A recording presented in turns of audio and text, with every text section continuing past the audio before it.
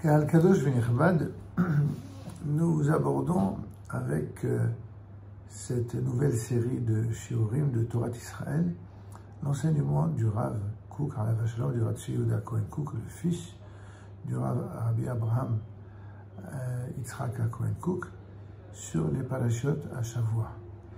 Et nous essaierons de prendre la quintessence de l'un de ces enseignements précieux de semaine en semaine.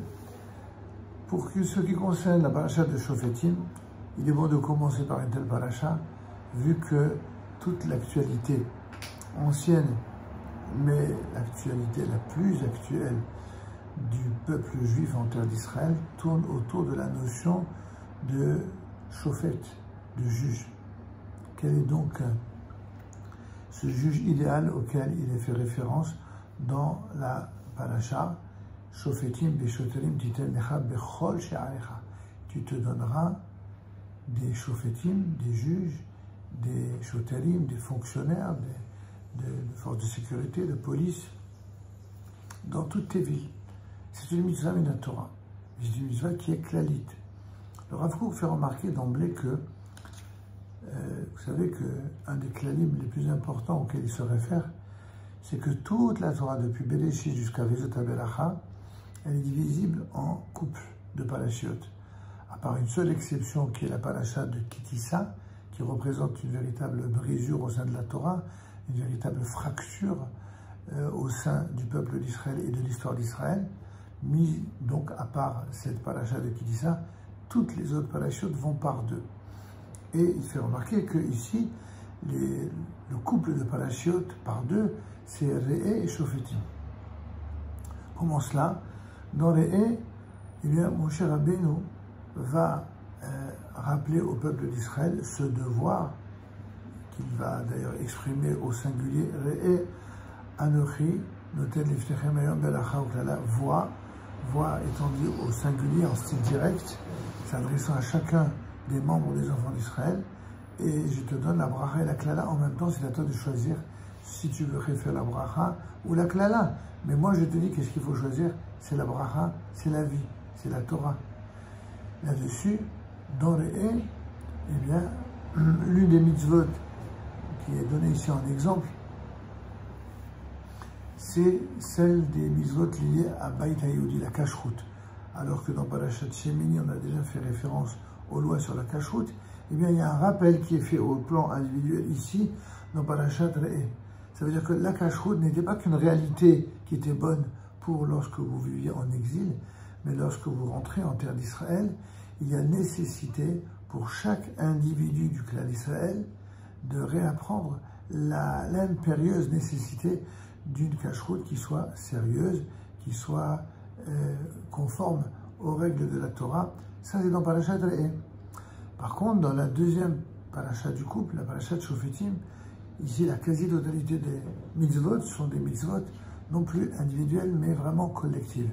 Ce sont, pour reprendre les termes du Rav Kook, des mitzvot klal yisraeliyot, et où il est fait notamment référence aux quatre fondements, aux quatre piliers de toute vie nationale du peuple juif sur la terre d'Israël. Et quels sont ces quatre piliers? Il s'agit de Torah, Nevoah, Kehuna ou Malchut. La Torah, c'est-à-dire évidemment l'ensemble des lois de la Torah écrites et orales du peuple d'Israël, qui doivent être en quelque sorte le piédestal, le socle, le principe premier sur lequel est fondée toute justice de tout juge en Israël.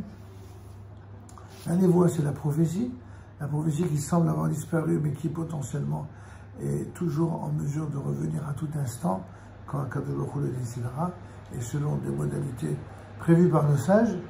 La Kehuna, c'est la prêtrise, les prêtres d'Israël. Et enfin, Malchut, c'est la royauté.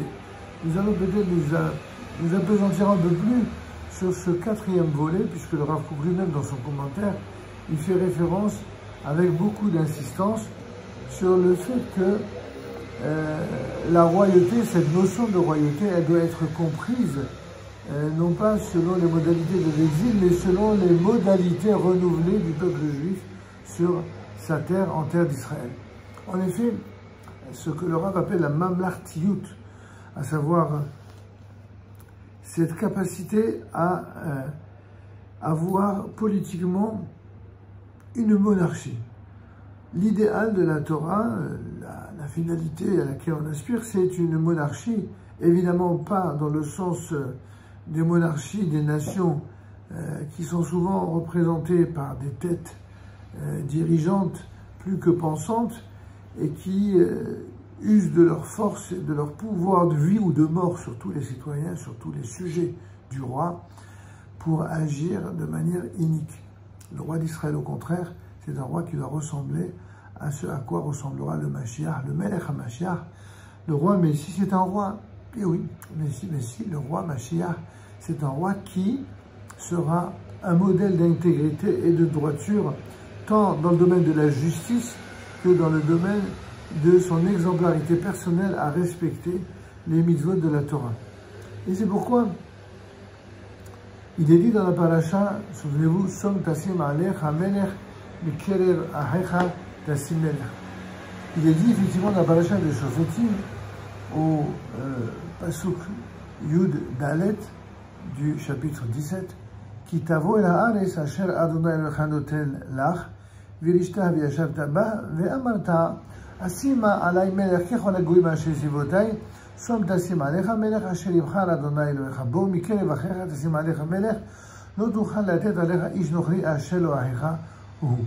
On va s'arrêter sur ces deux versets. Il y a largement de quoi développer ici. Donc, qu'est-ce que dit ici la Torah?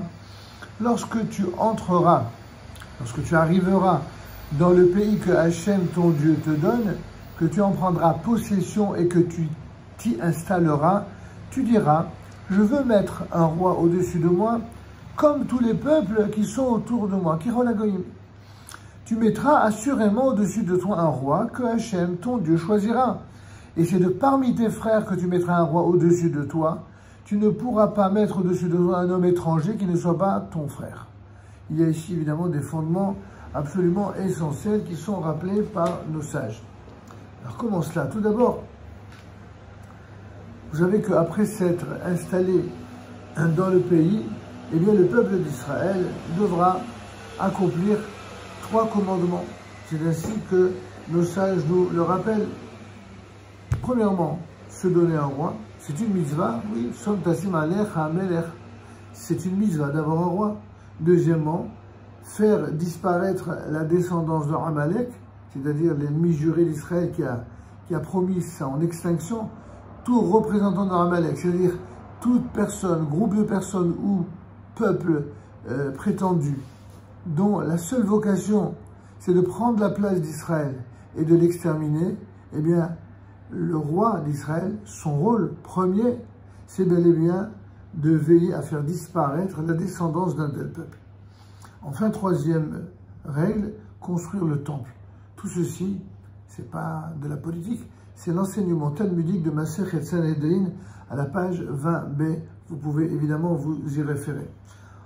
En fin de compte, pour la Torah, il n'est pas seulement permis de choisir un roi, ce qui a déjà fait l'objet de bien des contestations parmi des personnes qui ont vu la Torah de manière partielle. En vérité, c'est une obligation, c'est une mitzvah min Torah. Comme le dit dans le Drashot Haran, c'est une mitzvah min Torah. C'est une mitzvah min Torah, mais d'avoir un roi. Comment? Ce que nos Chachamim font remarquer, mon père le disait souvent, comment c'est qui a marqué Kechol HaGoyim, comme tous les Goyim, comme toutes les nations. Mais c'est un problème. Est-ce que on doit avoir un roi qui ressemble aux autres nations, ou alors on doit faire comme les nations d'avoir un roi? Alors il faut faire très très attention à cette nuance essentielle. Il y a 2 choses dans cette mitzvah. La mitzvah d'avoir un roi comme les nations, dans le sens être capable comme les nations d'avoir quelqu'un qui soit à sa tête. Halvaï, que des Juifs soient capables d'avoir à leur tête un chef qu'ils respectent et dont ils écoutent l'autorité. Parce que, à force d'avoir vécu si longtemps dans l'exil, beaucoup, malheureusement, parmi nos propres responsables, en sont totalement incapables. C'est pour ça que vient le Ran et nous rappeler que, oui, c'est une mitzvah. Et à ceux qui se posent la question, mais comment Kirol Goïm, mais partout dans la Torah, il est marqué Allot Arasuk et Maasem, tu ne feras pas comme les Goïm. Et tout d'un coup, on fera Kirol Goïm. C'est pour ça qu'il faut nuancer la compréhension avec beaucoup de finesse. La partie de la mitzvah qui consiste à dire avoir à sa tête un chef, eh bien ça, on peut l'apprendre même des Goïm, en tout cas des Goïm qui sont respectables et qui se dotent d'institutions capables d'avoir à leur tête un roi. Remarquez, entre parenthèses, que plus on avance et plus ça devient difficile, même chez les Goïm, même chez les nations, d'avoir quelqu'un qui soit à sa tête et qui ne fasse pas l'objet, n'est-ce pas, de controverses infinies. Mais ça, c'est un autre sujet qu'on ne va pas développer ce soir. Mais le fait d'avoir à sa tête un roi qui rend Goïm, c'est une mitzvah, et elle va que les Juifs en soient capables, que le peuple d'Israël sur sa terre soit capable de ne pas être un peuple d'anarchistes, mais au contraire un peuple qui légitime la position d'un roi au-dessus de sa tête. Cette partie-là, c'est une mitzvah. Mais non, la compréhension qui serait erronée, selon laquelle il faut faire Kéron Agoïm, c'est-à-dire essayer de ressembler aux autres peuples qui sont idolâtres, ça hasbe halila. Il faut placer au-dessus de nous un roi, certes, mais non seulement qu'il soit Mikelevachera parmi tes frères, et qu'il soit un modèle, un exemple de respect, d'amour et de fidélité à son Dieu, à son peuple et à sa terre. Vous comprenez donc, d'une même mitzvah, Beracha ou Klala, là aussi, il peut y avoir la bracha, si on est capable d'avoir à sa tête un roi comme les nations, mais ça peut être une Klala si on veut ressembler aux nations, Hasbe Halila. Et c'est l'un des nombreux conflits qui, malheureusement, agite un peu une partie, en tout cas, de la population israélienne d'aujourd'hui. Alors, de ce point de vue-là, la paracha est très éclairante.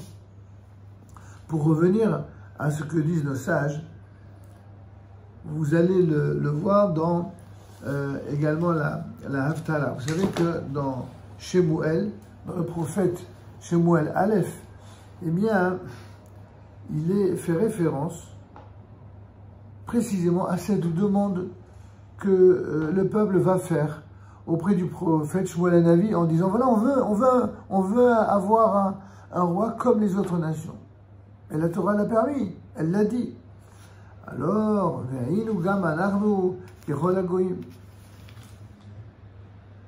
le verset 19 dans Shemuel Aleph dit exactement ceci.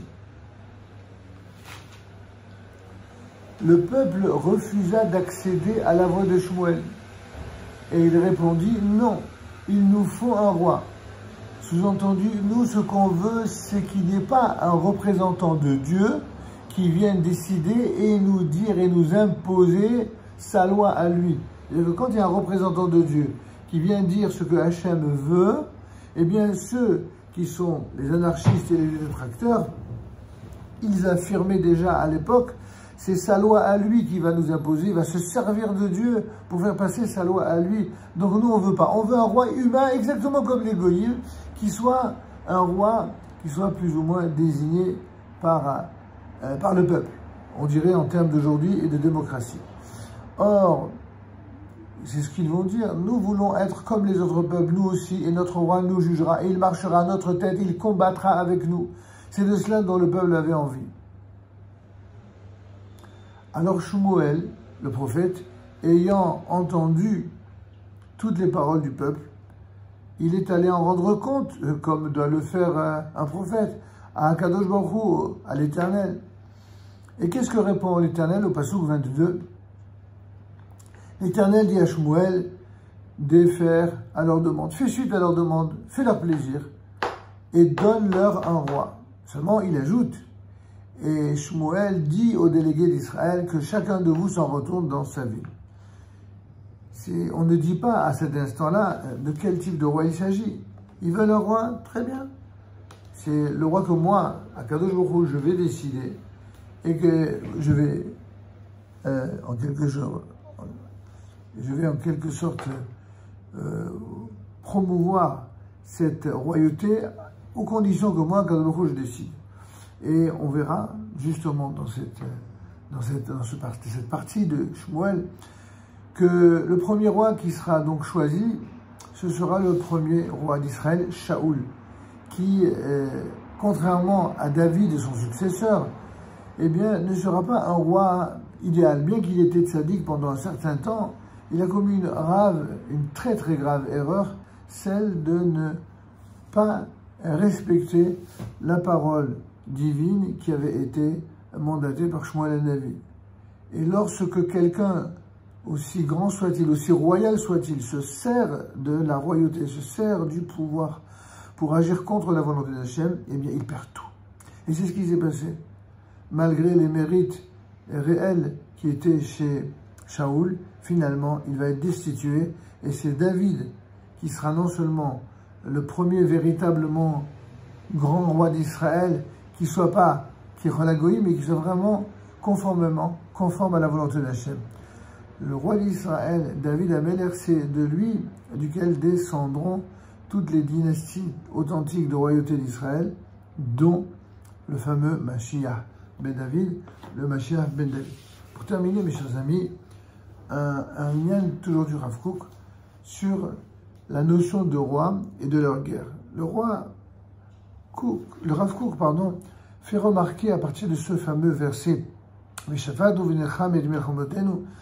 et bien ainsi on veut avoir un roi qui mène les guerres contre nous.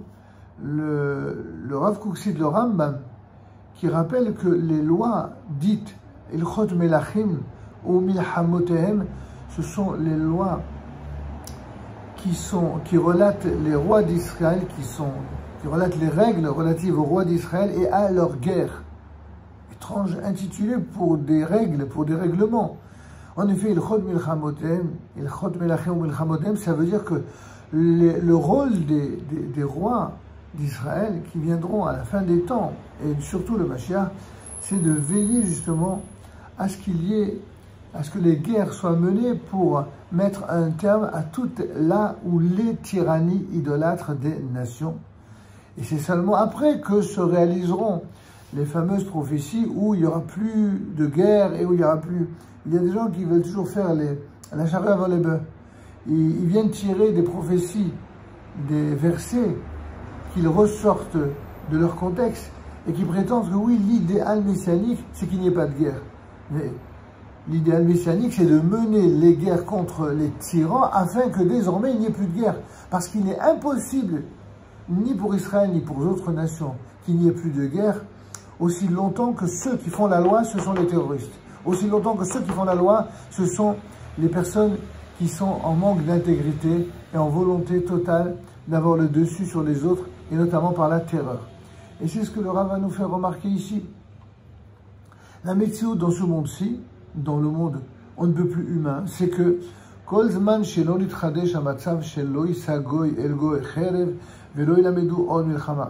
aussi longtemps que ne s'est pas encore réalisée cette prophétie idéale à laquelle nous aspirons, celle d'Isaïe dans le 2e chapitre, verset 4, qui dit Loïsa Goego, plus jamais une nation portera la main contre une autre nation. La main, c'est plutôt le khérev, le sabre, l'épée, c'est-à-dire l'arme. Et qu'ils n'apprendront plus jamais l'art de la guerre. Certains pacifistes ou prétendus l'être, ils s'appuient de façon cynique sur ces versets pour dire voilà, toutes les guerres sont sales. Mais c'est faux. C'est pas toutes les guerres qui sont sales. C'est toutes les guerres qui disparaîtront lorsque ceux qui sont sales, ceux qui sont mauvais, ceux qui sont des personnes iniques et des peuples iniques, eh bien, seront balayés. À ce moment-là, il y aura effectivement place pour la prophétie à laquelle nous aspirons. Malheureusement, d'ici là, nous avons une royauté, même si ce n'est pas une royauté au sens monarchique du terme, nous avons un système de gouvernement qui s'appelle l'État d'Israël et qui est lié à une réalité en la masée de ce monde-ci, c'est-à-dire d'être obligé d'accomplir la guerre, même si on fait tout pour que désormais les guerres soient de moins en moins guerrières et de moins en moins meurtrières. Il n'en reste pas moins vrai que ça reste une mitzvah d'accomplir les guerres pour protéger ses citoyens. Mais aussi, Archavat Malchut Haaretz, mais aussi pour veiller à réoccuper la totalité des terres qui doivent tout simplement revenir au peuple d'Israël tel que décidé par Dieu, même si l'ONU n'a toujours pas compris que c'est cette décision-là qui finira par voir le jour. Un jour, on raconte, c'est un propos raconté par le Chafetz Chaim, ou plus précisément, c'est le Rav Kook Alav Shalom, dans son livre intitulé L'Intivot Israël, dans le deuxième Pérek, au Hamoud Vav, où là-bas, il cite un enseignement remarquable d'un grand Talmid Chacham qui était élève auprès du Chafetz Chaim et qui a relaté une anecdote prodigieuse sur laquelle nous allons terminer. En effet, atteste le Rav Kook, comme chacun le sait, le Chafetz Chaim, le Rabbi Israël Meir Lev Cohen de Radin, était un Gaon Nifla, un géant prodigieux, un tzaddik Nifla. C'était un homme d'une piété prodigieuse, mais également Kadosh Nifla, un saint, un véritable saint prodigieux, ou Pekeah Nifla, mais il était aussi, ce qui va souvent de pair avec les qualificatifs précédents, un homme d'une perspicacité, d'une intelligence profonde. Un grand Talmid Chacham nous a raconté, témoigne le Rav Kook,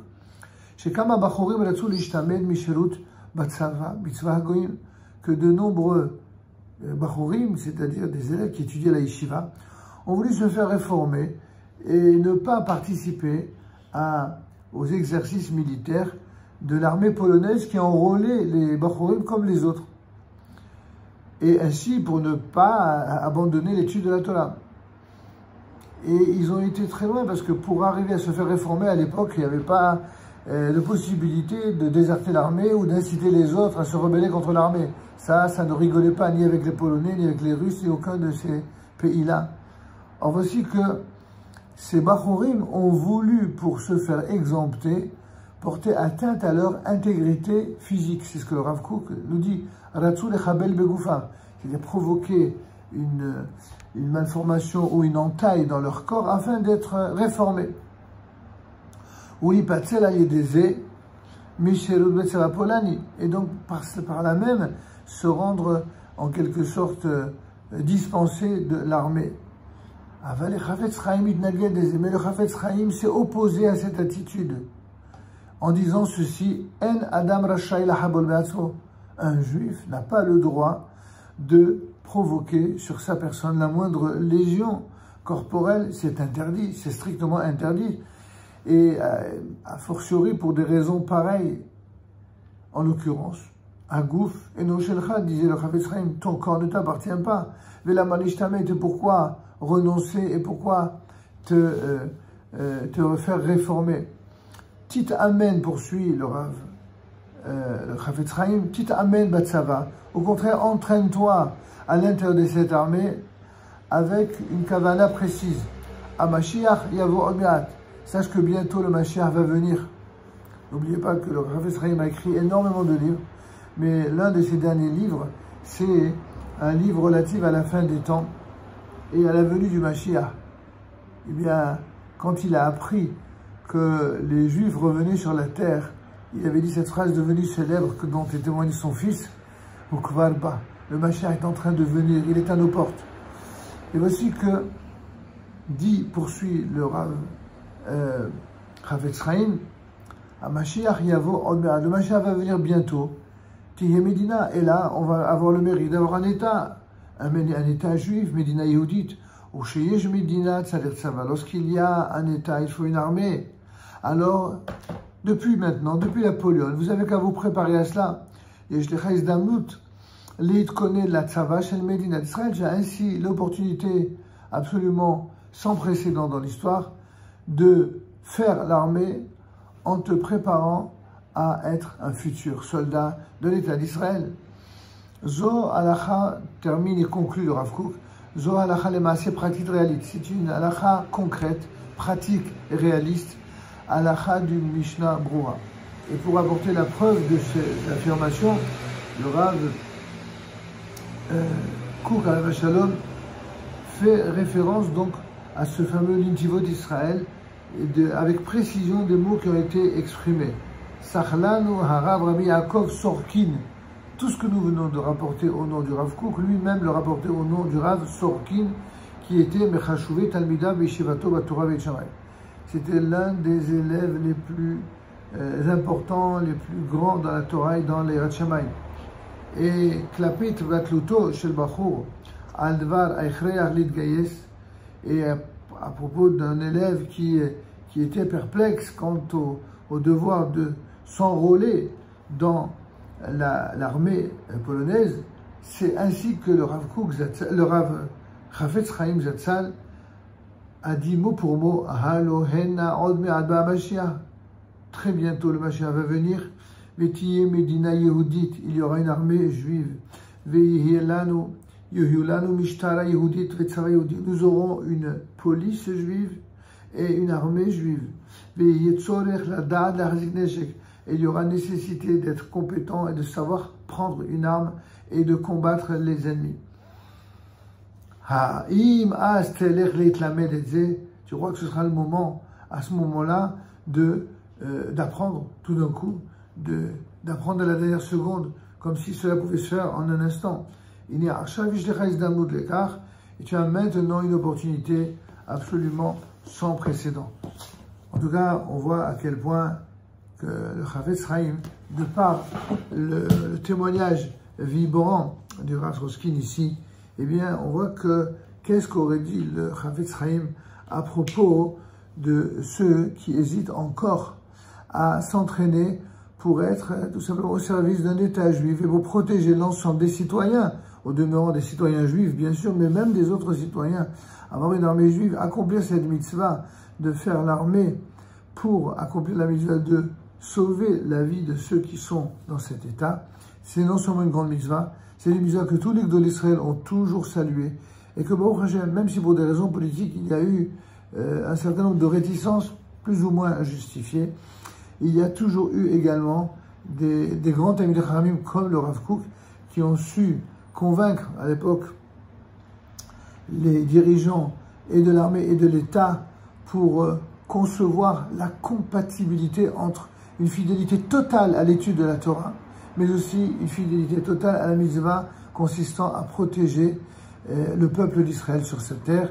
Au contraire, lorsque ceux qui protègent les citoyens sont des gens qui sont imprégnés de la crainte de Dieu, de l'amour de leur peuple et de la Torah, eh bien très souvent, ce sont ceux qui donnent et offrent le meilleur service que l'on puisse rendre à la nation, constituant ainsi le fleuron même de l'armée. Et une chose qui est sûre, ce n'est pas de ceux-là qu'il y aura une moindre incitation à la révolte ou à la remise en question de servir sous les drapeaux ou d'être vigilant pour la protection de son peuple et encore plus d'être loyal et fidèle à la nation que Kadosh Baruch Hu nous donne à tous le mérite d'avoir de plus en plus au sein de l'État d'Israël une jeunesse qui se remplissent de lumière de la Torah, se remplissent également de courage et de capacité à servir dans l'État d'Israël pour protéger l'ensemble de ses citoyens.